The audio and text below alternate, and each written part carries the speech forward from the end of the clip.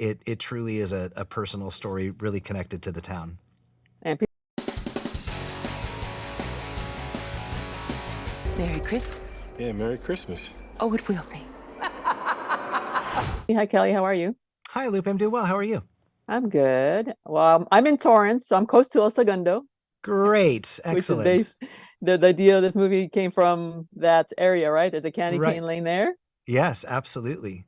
Were you Yes, my inspired by that? parents actually, they live in El Segundo. They live at the top of the street that leads into Candy Cane Lane.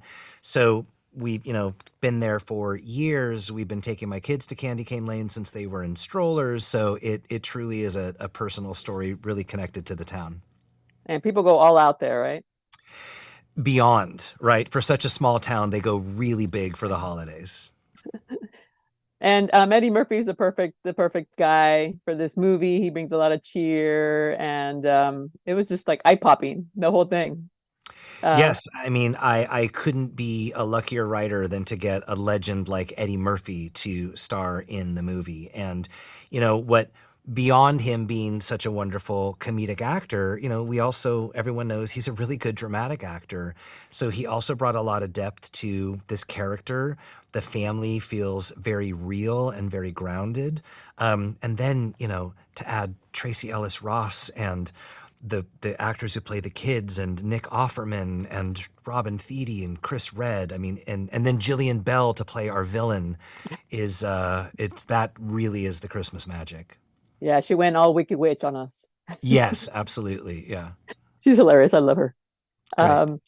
And then there's a lot of surprises. I thought it was just like this whole, dress up your, house kind of movie, but it was a lot of little surprises. There's a lovely little cameo at the end.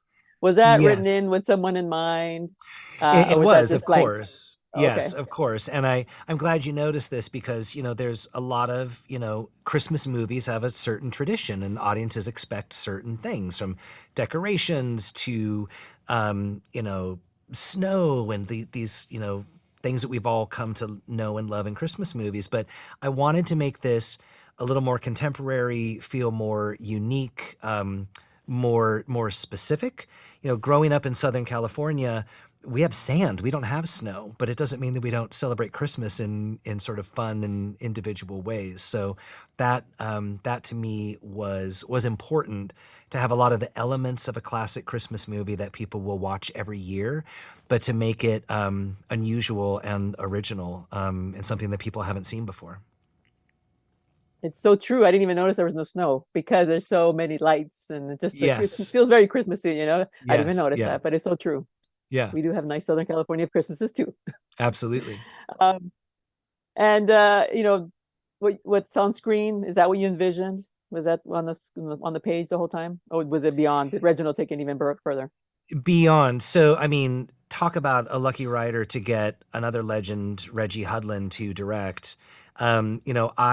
I put a lot of big ideas on the page. I swing for the fences in a lot of things that I write.